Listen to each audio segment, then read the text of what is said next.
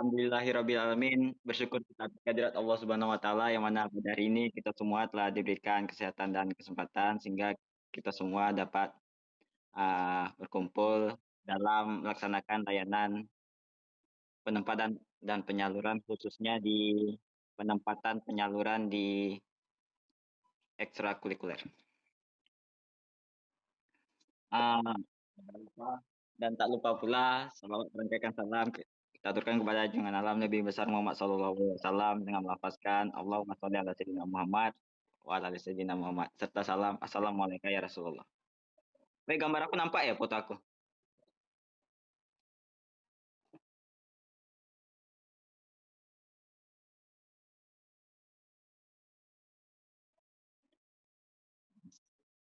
Ya Pak. Baiklah. Hah? Ah, yang pertama itu adalah landasan pengembangan diri. Yang pertama ada Undang-Undang Nomor 20 Tahun 2003 tentang Sisdiknas. Pasal 1 butir 6 tentang pendidik, pasal 3 tentang tujuan pendidikan, pasal 4 ayat 4 tentang penyelenggara pembelajaran, pasal 12 ayat 1B tentang pelayanan pendidikan sesuai bakat, minat, dan kemampuan. Yang kedua adalah pasal nomor 19 tahun 2005 tentang standar nasional pendidikan. Pasal 5 sampai dengan 18 tentang standar isi satuan pendidikan dasar dan menengah. Yang ketiga ada Permendiknas nomor 22 tahun 2006 tentang standar isi yang memuat pengembangan diri dalam struktur kurikulum dibimbing oleh konselor dan guru atau tenaga kependidikan yang disebut pembina. Yang terakhir Dasar Standarisasi Profesi Konseling oleh Ditjen Dikti tahun 2004 tentang arah profesi konseling di sekolah dan di luar sekolah. Berikutnya kita langsung masuk saja langsung ke materinya yaitu pengertian pengembangan diri. Pengembangan diri merupakan kegiatan pendidikan di luar mata pelajaran sebagai bagian integral dari kurikulum sekolah atau madrasah. Yang kedua, kegiatan pengembangan diri merupakan upaya pembentukan watak dan kepribadian peserta didik yang dilakukan melalui kegiatan pelayanan konseling berkenaan dengan masalah pribadi dan kehidupan sosial, kegiatan belajar dan pengembangan karir, serta kegiatan ekstrakurikuler. Yang ketiga ada untuk kesatuan pendidikan kejuruan. Kegiatan pengembangan diri, khususnya pelayanan konseling, ditujukan guna pengembangan kreatif dan karir. Yang keempat, untuk satuan pendidikan, khusus pelayanan konseling menekankan peningkatan kecakapan hidup sesuai dengan kebutuhan khusus peserta didik. Yang berikutnya ada tujuan umum. Pengembangan diri bertujuan memberikan kesempatan kepada peserta didik untuk mengembangkan dan mengekspresikan diri sesuai dengan kebutuhan, potensi, bakat, minat, kondisi, dan perkembangan peserta didik dengan memperhatikan kondisi sekolah atau madrasah. Adapun tujuan khususnya yaitu pengembangan diri bertujuan menunjang pendidikan peserta didik dalam mengembangkan yaitu yang pertama bakat, ada minat, kreativitas, kompetensi, dan kebiasaan dalam kehidupan, kemampuan kehidupan keagamaan, kemampuan sosial, kemampuan belajar, wawasan perencanaan karir, kemampuan pemecahan masalah, dan kemandirian. Yang berikutnya ini ada bentuk pelaksanaan pengembangan diri. Kegiatan pengembangan diri secara terprogram dilaksanakan dengan perencanaan khusus dalam kurun waktu tertentu untuk memenuhi kebutuhan peserta didik secara individual, kelompok, dan atau klasikal melalui penyelenggara. Yang pertama, layanan dan kegiatan pendukung konseling. Yang kedua, kegiatan ekstrakurikuler. Yang ketiga, kegiatan pengembangan diri secara tidak terprogram dapat dilaksanakan sebagai berikut. Yang pertama ada rutin, yaitu kegiatan yang dilakukan terjadwal seperti upacara bendera, senam, ibadah khusus, keagamaan bersama, kebenturan pemeliharaan, kebersihan, dan kesehatan diri. Yang kedua ada spontan. Adalah kegiatan terjadwal. Adalah kegiatan tidak terjadwal dalam kejadian khusus seperti pembentukan perilaku memberi salam, membuang sampah pada tempatnya, antri, mengatasi silang pendapat atau pertengkaran. Yang terakhir ada keteladanan. Adalah kegiatan dan dalam bentuk perilaku sehari-hari seperti berpakaian rapi, berbahasa yang baik, rajin membaca, memuji kebaikan, dan atau keberhasilan orang lain. Atau ada lagi datang tepat waktu.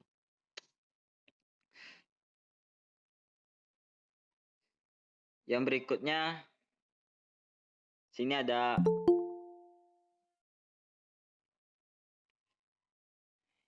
konseling. Konseling adalah pelayanan bantuan untuk peserta didik baik secara perorangan maupun kelompok agar mampu mandiri dan berkembang secara optimal dalam bidang pengembangan kehidupan pribadi, kehidupan sosial, kemampuan belajar, dan perencanaan karir melalui berbagai jenis layanan dan kegiatan pendukung berdasarkan norma-norma yang berlaku. Baiklah, yang berikutnya ada Berikutnya ada bidang pelayanan konseling. Pengembangan kehidupan pribadi. Yang pertama ada pengembangan kehidupan pribadi, yaitu bidang pelayanan yang membantu peserta didik dalam memahami, menilai, dan mengembangkan potensi dan kecakapan, bakat, dan minat, serta kondisi sesuai dengan karakteristik kepribadian dan kebutuhan secara realistik. Yang kedua ada pengembangan kehidupan sosial, yaitu bidang pelayanan yang membantu peserta didik dalam memahami dan menilai serta mengembangkan kemampuan hubungan sosial yang sehat dan efektif dengan teman sebaya, anggota, keluarga, dan warga lingkungan sosial yang lebih luas. Yang ketiga ada pengembangan kemampuan belajar, yaitu bidang pelayanan yang membantu peserta didik mengembangkan kemampuan belajar dalam rangka mengikuti pendidikan, sekolah, atau madrasah dan belajar secara mandiri.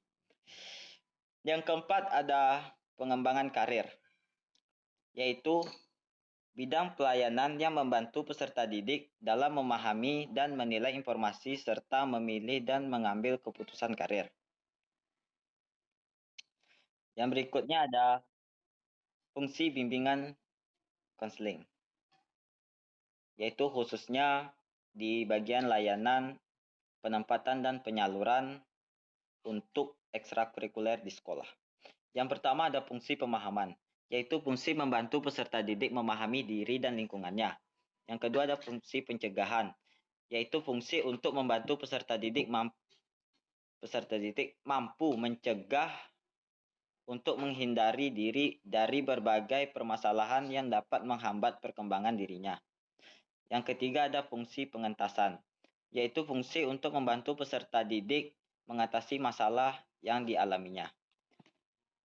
Yang keempat ada fungsi pemeliharaan dan pengembangan, yaitu fungsi untuk membantu peserta didik dan melihara dan menumbuh kembangkan berbagai potensi dan kondisi positif yang dimilikinya.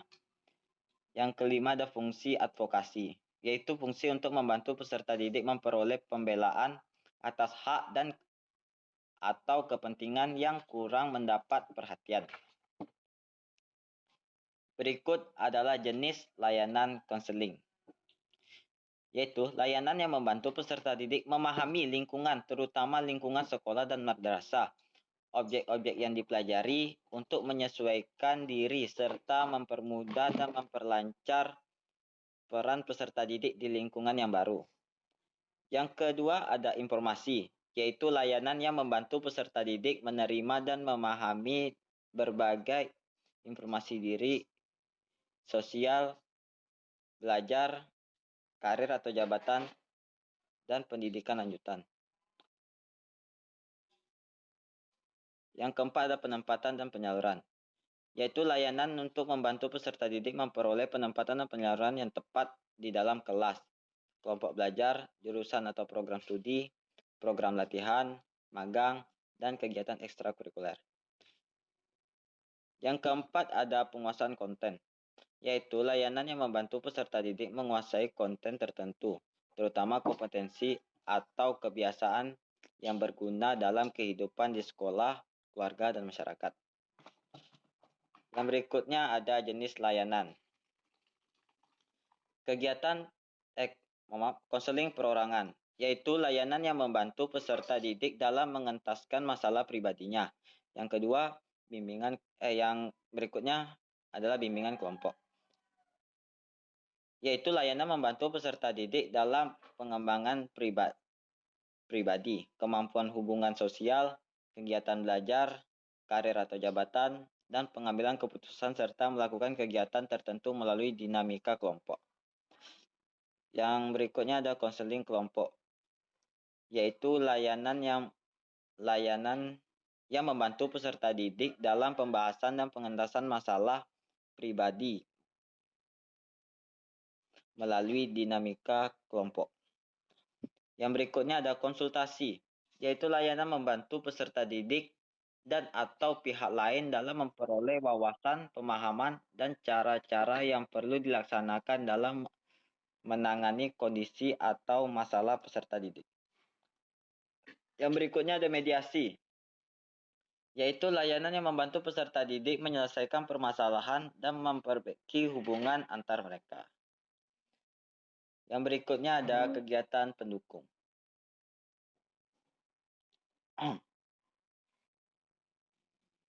Kegiatan pendukung yang pertama adalah aplikasi instrumentasi, yaitu kegiatan mengumpulkan data tentang diri peserta didik dan lingkungannya melalui aplikasi berbagai instrumen, baik tes maupun non-tes. Yang kedua ada himpunan data, yaitu kegiatan menghimpun data yang relevan dengan pengembangan peserta didik yang diselenggarakan secara berkelanjutan, sistematis, komprehensif, terpadu, dan bersifat rahasia. Yang ketiga ada konferensi kasus, yaitu kegiatan membahas permasalahan peserta didik dalam pertemuan khusus yang dihadiri oleh pihak-pihak yang dapat memberikan data, kemudahan, dan komitmen bagi terentasnya masalah peserta didik yang bersifat terbatas dan tertutup. Yang berikutnya ada kunjungan rumah atau home visit, yaitu kegiatan memperoleh data, kemudahan, dan komitmen yang bagi terentasnya masalah peserta didik melalui pertemuan dengan orang tua atau keluarganya. Yang berikutnya ada tampilan kepustakaan, yaitu kegiatan menyediakan berbagai bahan pustaka yang dapat digunakan peserta didik dalam pengembangan pribadi, kemampuan sosial, dan kegiatan belajar dan karir atau jabatan. Ya. Berikutnya ada juga kegiatan mendukung alih tangan kasus, yaitu kegiatan yang memindahkan penanganan masalah peserta didik ke pihak lain sesuai keahlian dan kewenangan. Yang berikut ada format kegiatan. Yang pertama ada individual, yaitu kegiatan konseling yang melayani peserta didik secara perorangan. Yang berikutnya ada kelompok, yaitu format kegiatan konseling melayani sejumlah peserta didik melalui suasana dinamika kelompok. Yang ketiga ada klasikal, yaitu format kegiatan konseling yang melayani sejumlah peserta didik dalam satu kelas. Yang keempat ada lapangan, yaitu format kegiatan konseling melayani seorang atau sejumlah peserta didik melalui kegiatan di luar kelas atau lapangan. Yang berikutnya lagi ada pendekatan khusus, yaitu kegiatan konseling melayani kepentingan peserta didik melalui pendekatan kepada pihak-pihak yang dapat memberikan kemudahan. Habis itu lanjut tentang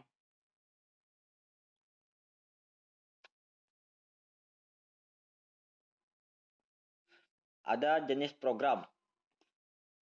Program tahunan yang pertama, yaitu program pelayanan konseling meliputi seluruh kegiatan selama 1 tahun untuk masing-masing kelas di sekolah atau madrasah.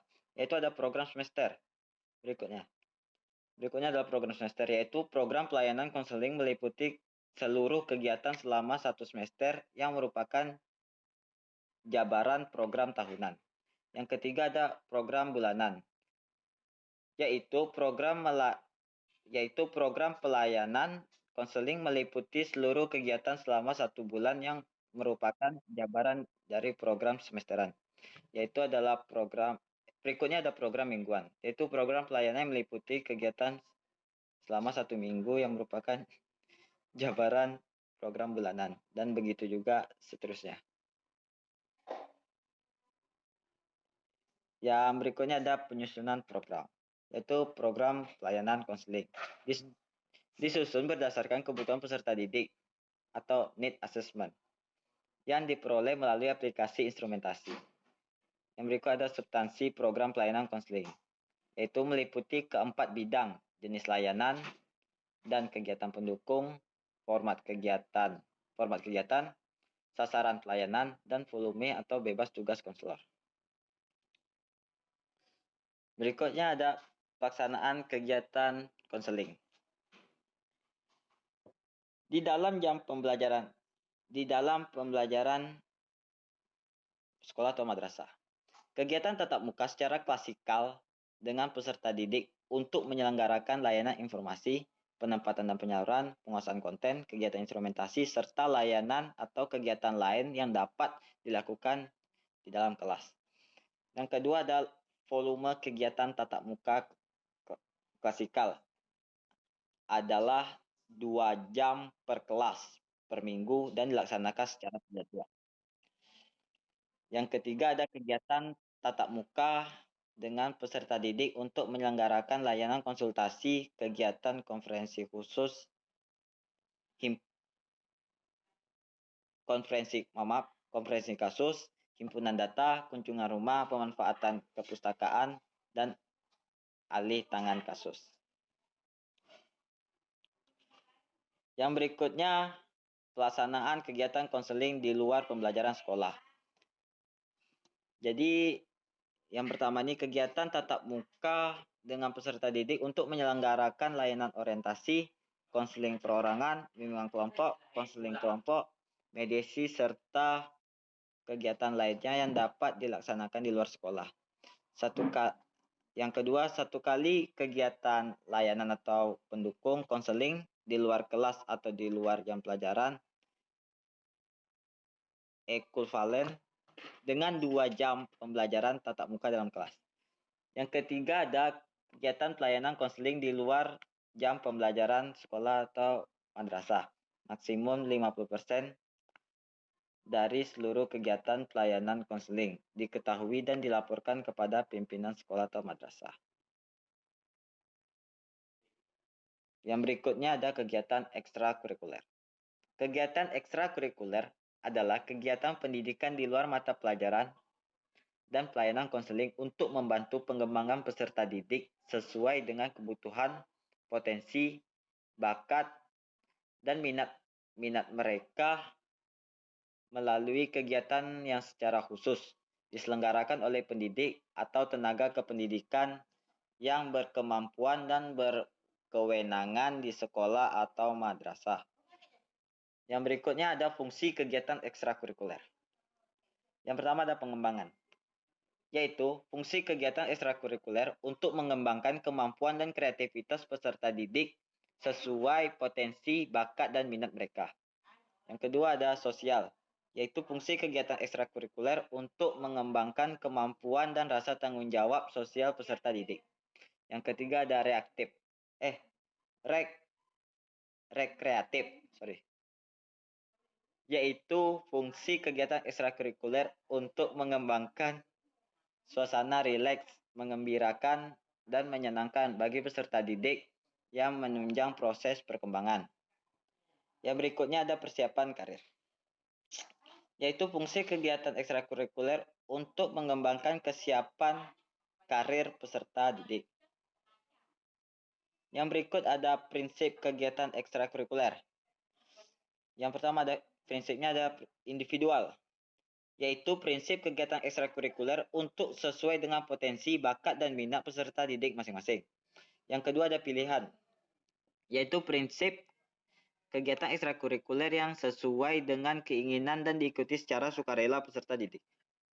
Yang ketiga ada keterlibatan aktif, yaitu prinsip kegiatan ekstrakurikuler yang menuntut keikutsertaan peserta didik secara penuh.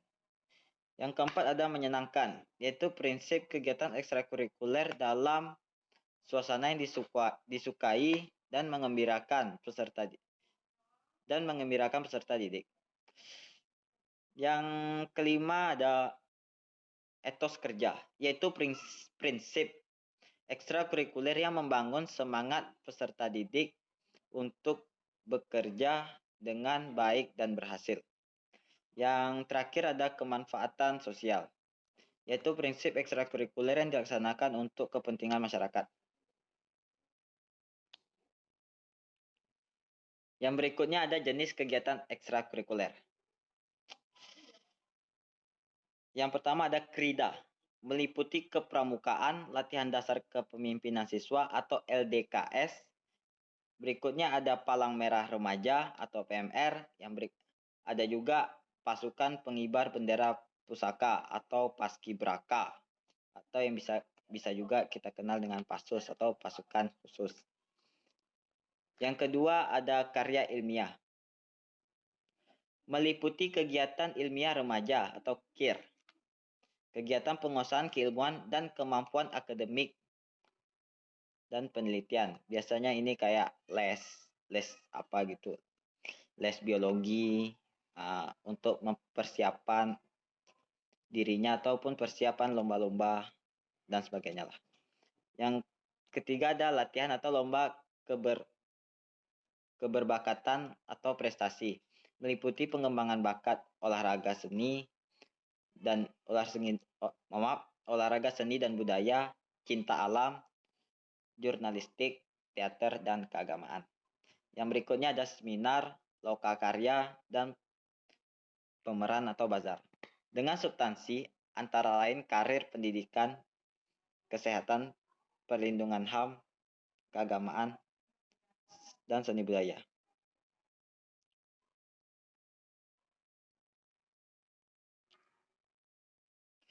Format kegiatan. Yang pertama ada individual, yaitu format kegiatan ekstrakurikuler yang dilaksanakan adalah format kegiatan ekstrakurikuler yang diikuti peserta didik secara perorangan. Kalau yang kedua ada kelompok, yaitu format kegiatan ekstrakurikuler yang diikuti kelompok-kelompok peserta didik. Yang ketiga ada klasikal, yaitu format kegiatan ekstrakurikuler yang diikuti peserta didik dalam satu kelas. Yang terakhir ada gabungan, yaitu format kegiatan ekstrakurikuler yang diikuti peserta didik antar kelas atau antar sekolah ataupun madrasah. Yang berikutnya ada pelaksanaan kegiatan ekstrakurikuler. Yang pertama ada kegiatan ekstrakurikuler. Ya. Yang bersifat rutin, spontan, dan keteladanan dilaksanakan secara langsung oleh guru atau konselor, tenaga kependidikan di sekolah ataupun madrasah. Yang berikut, adapun juga yang terprogram dilaksanakan sesuai dengan sasaran, substansi, jenis kegiatan, waktu, tempat, dan pelaksanaan sebagaimana telah direncanakan.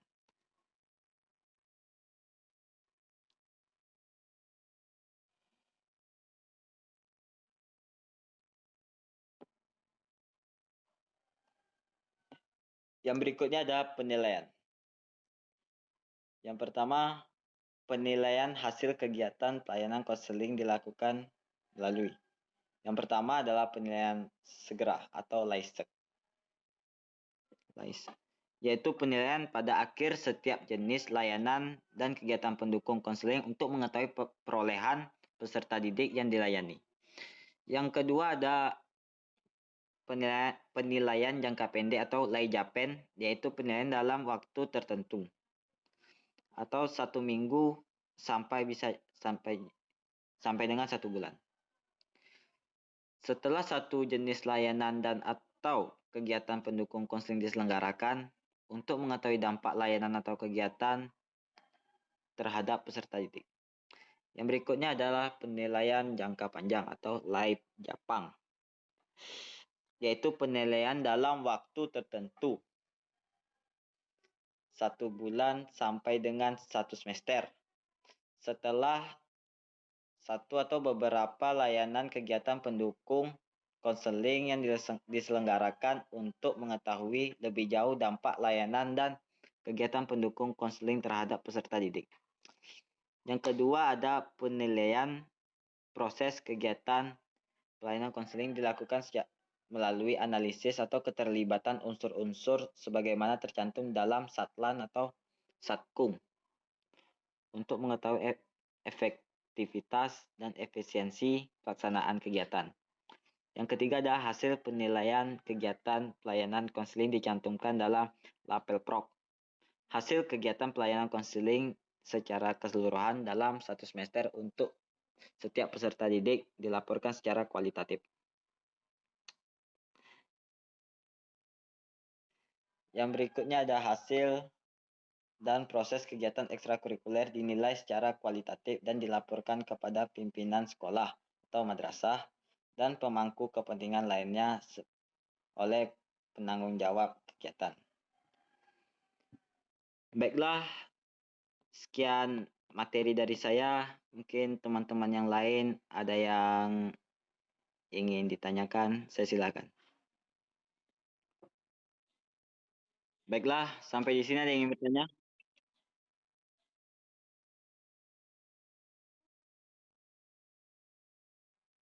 Baiklah, saya tutup. Wassalamualaikum warahmatullahi wabarakatuh.